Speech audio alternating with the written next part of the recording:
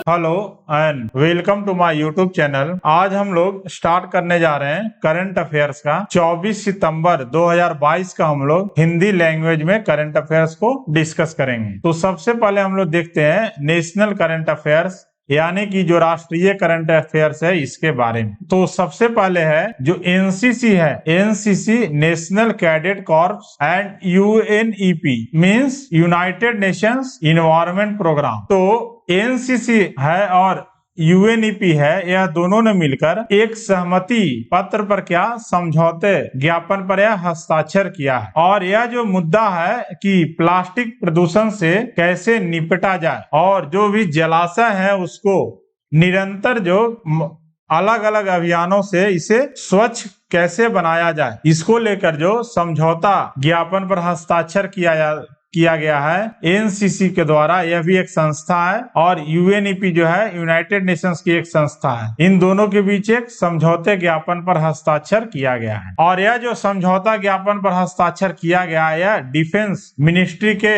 अंतर्गत यह किया गया है, यानी रक्षा मंत्रालय के सहयोग से यह किया गया है समझौता ज्ञापन पर हस्ताक्षर। तो भारत के जो रक्षा मंत्री अभी हैं श्री राजनाथ सिंह और अभी वर्तमान में जो रक्षा सचिव है श्री अजय भट्ट, संयुक्त राष्ट्र के अवर महासचिव और यूएनईपी के कार्यकारी निदेशक हैं इंगर एंडरसन, और एनसीसी के जो है महानिदेशक यानी DG lieutenant general Gurbir Pal Singh. तो एनसीसी है और यूएनईपी ये दोनों के बीच क्या एक समझौता ज्ञापन पर हस्ताक्षर हुआ है। अगला जो है तमिलनाडु राज्य में जो है भारत का पहला डुगोंग संरक्षण रिजर्व स्थापित किया गया है और ये जो है वह देश का पहला डुगोंग संरक्षण रिजर्व है। और डुगोंग जो है यह एक पानी में पाया जाने वाला यह जानवर है, यह जो है पानी में पाया जाने वाला एक जानवर है और इसका जो है देश भर में जनसंख्या मात्र 240 है लगभग, जो बहुत ज्यादा जो यह जो एनिमल पाया जाता है डुगोंग वह जो है तमिलनाडु तट पर यह पाया जाता है। तमिलनाडु जो राज्य है इसके तट पर यह ज्यादा पाया जाता है। इसके लिए ही जो इसका जो डुगोंग संरक्षण अभ्यारण्य जो बनाया गया है तमिलनाडु में ही बनाया गया है, जिससे कि जो यह जो समुद्री जीव है डुगोंग इसको संरक्षण में क्या मदद मिल सकेगा। अगला है जो प्रधानमंत्री नरेंद्र मोदी है वह उनको असमिया शब्दकोश जिसका नाम है हेमकोश, उसका जो है ब्रेल संस्करण जो है उसकी प्राप्ति हुई है। और यह जो हेमकोश है शब्दकोश वह जो है 19वीं शताब्दी के शुरुआत में यह कंपाइल हुआ था और यह जो है शुरुआती असमिया शब्दकोशों में से एक है जिसका नाम है हेमकोश। असम की जो राजधानी है वह है दिसपुर और असम के जो मुख्यमंत्री हैं डॉक्टर हिमंत बिस्व शर्मा और यहाँ के राज्यपाल हैं प्रोफेसर जगदीश मुखी। अगला जो है रक्षा मंत्रालय जो है वह बैंक ऑफ बड़ौदा और एचडीएफसी दोनों के बीच क्या है एमओयू साइन किया है।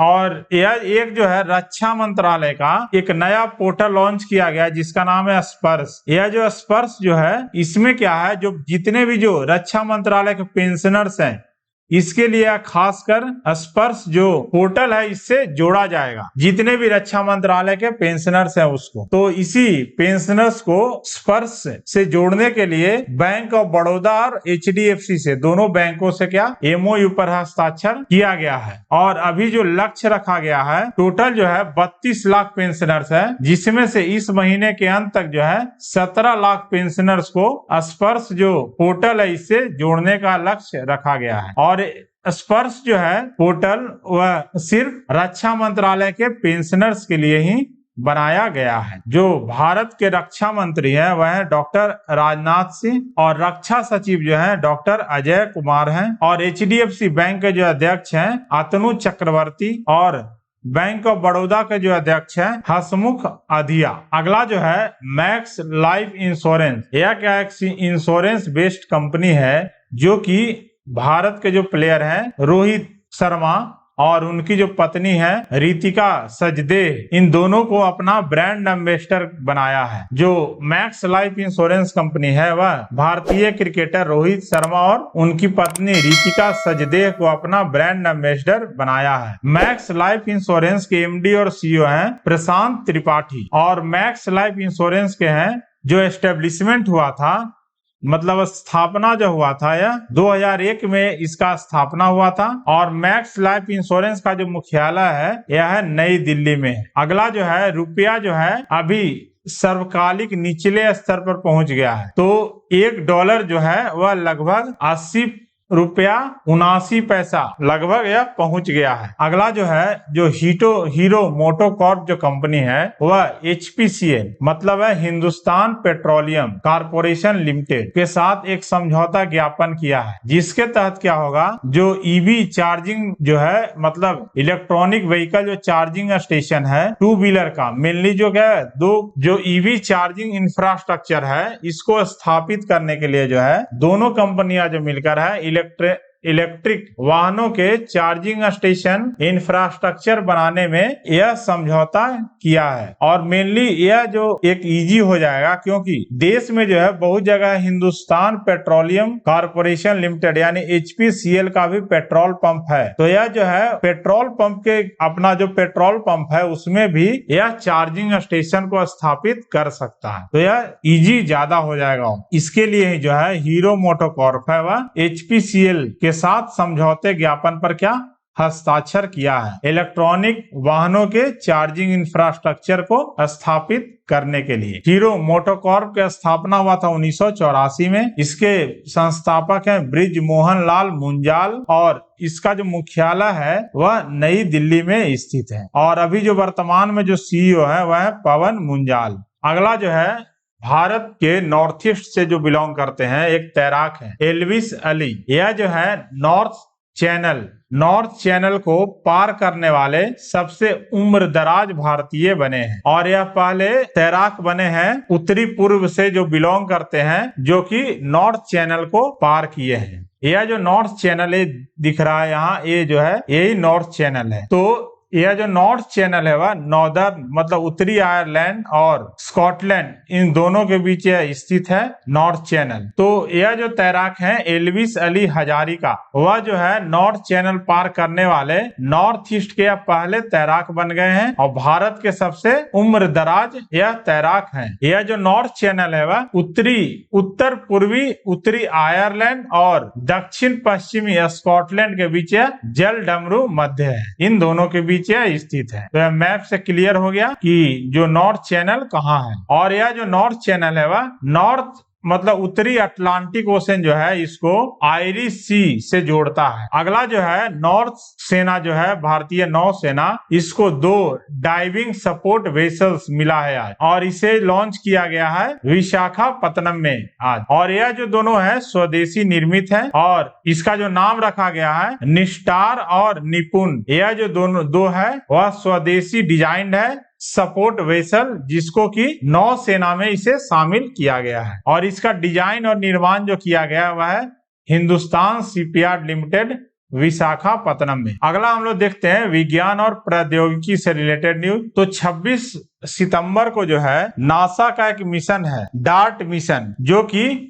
क्षुद्र ग्रह से यह टकराएगा। यह जो है नासा का बहुत ज्यादा इंपॉर्टेंट मिशन है, जिसका फुल फॉर्म है डबल एस्ट्रॉयड रिडायरेक्शन टेस्ट। यह नाम से ही क्लियर है कि एस्ट्रॉयड्स को जो है डायरेक्शन हमको देना है, अलग दूसरा डायरेक्शन देना है इस टेस्ट के माध्यम से, जिसको डार्ट मिशन कहा गया है। और यह जो है नासा के लिए बहुत ज्यादा मिशन इंपॉर्टेंट है, क्योंकि यह जो मिशन है इसके तहत नासा क्या करेगा कि जो धरती के तरफ जो उल्का पिंड जो बढ़ेंगे उसको यह जो यान है इससे टकराकर उसको दिशा बदलने की यह कोशिश करेगा। अगर नासा जो है इसको दिशा बदलने में अगर सक्षम हो पाता है तो यह इसकी बहुत बड़ी उपलब्धि होगी। और आने वाले समय में अगर कोई भी जो क्षुद्र ग्रह है वह अगर या उल्का पिंड है वह अगर पृथ्वी के दिशा में अगर आएगा तो भविष्य में भी यान को टकराकर उसका दिशा बदलने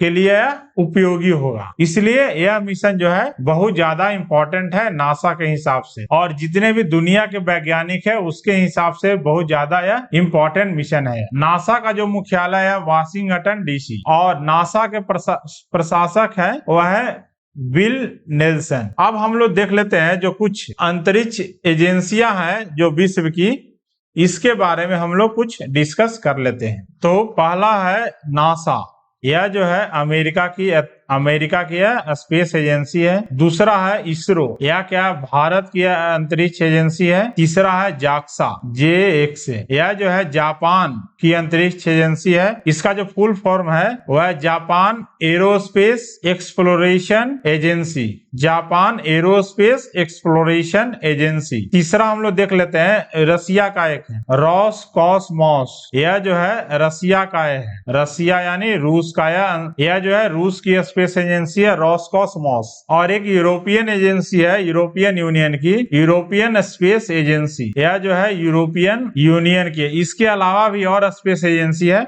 लेकिन ज्यादा इंपॉर्टेंट यही 4-5 है जो बहुत ज्यादा न्यूज में रहता है। और एक चाइना का भी है, चाइना का है CNSA, यह जो है चीन की स्पेस एजेंसी है। यही 3-4 जो इंपॉर्टेंट है इसके बारे में ही हम लोग देख लिए हैं। और है पाकिस्तान का है, ये सब मतलब ज्यादा इंपॉर्टेंट नहीं है, इससे क्वेश्चन आने का चांस कम रहता है। अगला हम लोग कुछ अंतरराष्ट्रीय समाचार है, इसके बारे में हम लोग डिस्कस कर लेते हैं। तो न्यूयॉर्क में जो है 10वें IBSA त्रिपक्षीय मंत्री स्तरीय आयोग सम्मेलन की मेजबानी करेगा। जो IBSA जो है यानी भारत, ब्राजील, दक्षिण अफ्रीका त्रिदिवसीय जो मंत्री स्तरीय बैठक जो होगा वह न्यूयॉर्क में किया जाएगा, जिसमें जो है भारत के जो तरफ से हैं डॉक्टर S जयशंकर, भारतीय विदेश मंत्री है, वह इसमें भाग लेंगे। अगला जो है चीन के जो वैज्ञानिक है वह दुनिया का पहला क्लोन जंगली आर्कटिक भेड़िया को विकसित को बनाया है, जिसका नाम रखा गया है माया।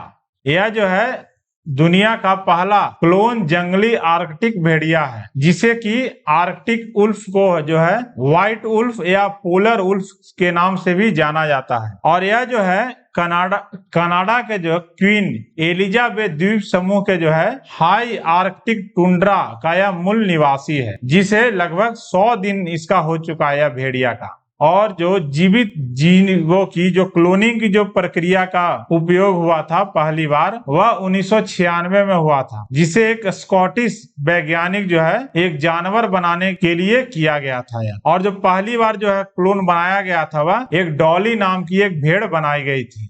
अगला हम लोग देख लेते हैं कुछ जो महत्वपूर्ण व्यक्तियों की मृत्यु है इनके बारे में। तो यह एक कॉस्मोनॉट थे, वैलेरी पोलियाकोव, जो कि रूस से बिलोंग करते थे, और उन्होंने अपने कैरियर के दौरान जो है 678 दिनों तक यह अंतरिक्ष में रहे थे, 678 दिन और 16 घंटे। और यह जो थे 2 अंतरिक्ष मिशनों में भाग लिए थे। अगला हम लोग देखते हैं पुरस्कार से रिलेटेड जो न्यूज है इसके बारे में। तो भारत को जो है संयुक्त राष्ट्र का एक पुरस्कार मिला है, जो कि उच्च रक्तचाप नियंत्रण के पहल करने के लिए जो है यह भारत को संयुक्त राष्ट्र के द्वारा एक पुरस्कार मिला है। जो भारत जो है वह राष्ट्रीय स्वास्थ्य मिशन के तहत जो है उच्च रक्तचाप को नियंत्रित करने और रोकने की पहल के लिए जो है संयुक्त राष्ट्र जो है यह पुरस्कार से सम्मानित किया है। अगला हम लोग देखते हैं नियुक्तियां के बारे में। तो जो केंद्र सरकार है वह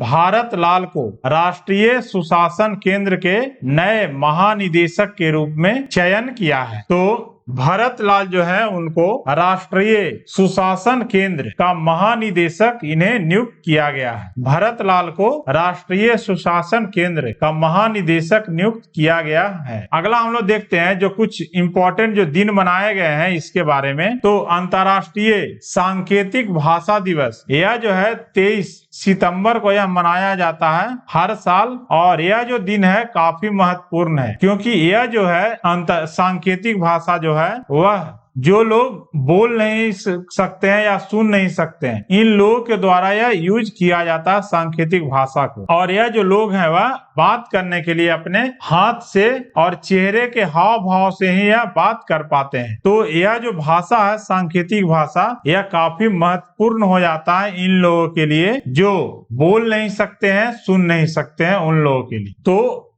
हमें यह बहुत ज्यादा जरूरी हो जाता है कि यह जो सांकेतिक भाषा है इसको ज्यादा से ज्यादा लोगों के बीच जागरूकता बढ़ाया जा सके, कि जो दुनिया भर में जो लोग भी सांकेतिक भाषा का उपयोग करते हैं उनके लिए बेहतर हो सके। और हर साल जो है सांकेतिक भाषा दिवस के लिए अलग अलग थीम रखा जाता है। इस साल का जो थीम रखा गया है, सांकेतिक भाषाएं हमें क्या एकजुट कराती है। यह जो है सांकेतिक भाषाएं हमें एक दूसरे से क्या एकजुट कराती है। यह जो है सांकेतिक भाषा वह हमें एकजुट करती है। जो सांकेतिक भाषा है वह यही है, इस साल का थीम है अंतर्राष्ट्रीय सांकेतिक भाषा दिवस का। और यह जो है बधिरों के विश्व संघ के अध्यक्ष हैं जोसेफ जे मर्रे। और बधिरों का विश्व संघ स्थापित हुआ था 1951 रोम में। और बधिर मुख्यालय का विश्व संघ स्थान है हेलसिंकी, फिनलैंड में। तो यह रहा 24 सितंबर का करंट अफेयर्स का video. So thanks for watching my video. Please like, share and subscribe my channel also.